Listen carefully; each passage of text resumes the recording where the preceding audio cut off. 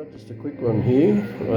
One thing I did forget to mention is the dial light on the radio, but what we're really going to have a look at is the bigger brother of the GX300, and this is the GX600M. Now this radio came out in a couple of different versions. There was the version that was released in Europe that had a loudness switch, and there was also the version that was released in the United States and Japan that had a CB band spread switch just there. But this one was the one released for the Australian market, and as you can see there, well, I better turn that radio down. I don't know whether that's, that was on Radio New Zealand International there. Pardon me while let's sit down here for a sec. Now, the GX600, light switch there, your main power button, set bass and treble, of course, main volume control, nice signal strength meter there.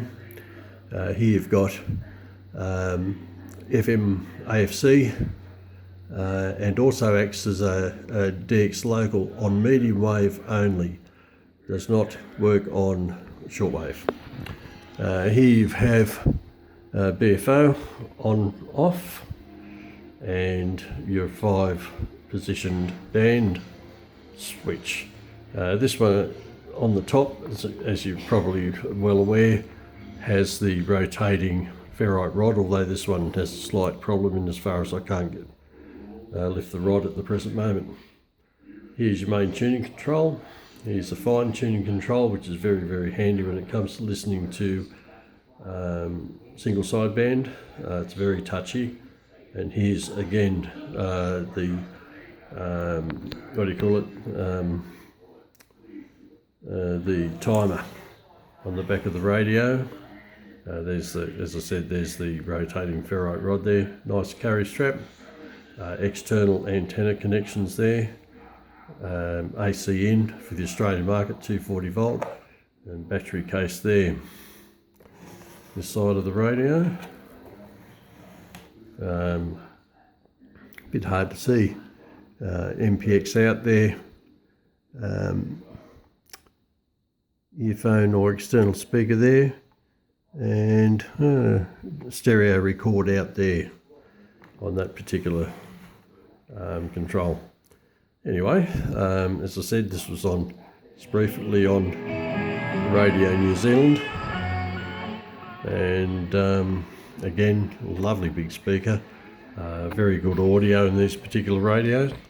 But as you can see, if I can just move that back a little bit closer, and we look at the comparison between the GX300 and the GX600, fair bit bigger, although funnily enough the GX300 is the bigger speaker, and also I believe has the better audio out of the two. But one thing I should mention with the GX600, you can see it's got much greater shortwave coverage there, over 3 bands. It basically goes from 525 kilohertz right up the way to 30 megahertz continuously there, but over the 4 bands, and of course with FM as well. But great audio nonetheless, and great performance out of this radio. Alright, hope you've enjoyed the comparison of the two radios there. Cheers.